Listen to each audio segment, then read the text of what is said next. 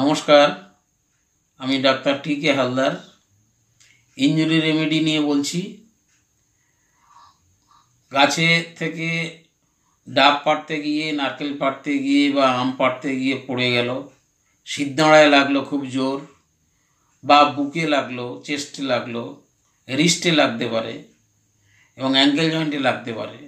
এসব জায়গায় লাগলে হাড়ের যদি চোট হয়, বোনস এবং পেরিঅস্টিয়ামে যদি চোট হয়, আঘাতপ্রাপ্ত হয়, তারপরে যদি তাদের দেখা যায় যে রেকটাম অব দি প্রোলাপস হচ্ছে, কনস্টিপেশন হচ্ছে এবং বারবার পায়খানা যাওয়ার বেগ আসছে, কিন্তু পায়খানা হচ্ছে না ঠিকমতো, মলদ্বার বেরিয়ে যাচ্ছে, পেচ্ছাপেরও বারবার বেগ আসছে, কিন্তু পেচ্ছাপ হওয়ার পরও তার পেচ্ছাপটা ক্লিয়ার হচ্ছে না, মনে হচ্ছে যেন আরও পেচ্ছাপ হবে, পেচ্ছাপের থলিতে পেচ্ছাপ ভরে আছে।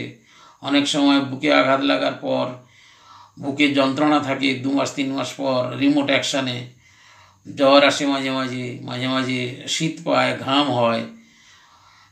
এই ধরনের লক্ষণ যদি আসে, তখন আমরা ব্যবহার করব ভ্যালুয়েবল মেডিসিন রুটাগ্রাভিওলেন্স। আপনারা রাখবেন, খুব বহুল প্রচলিত এবং খুব ফলদায়ক মেডিসিন রুটাগ্রাভিওলেন্স।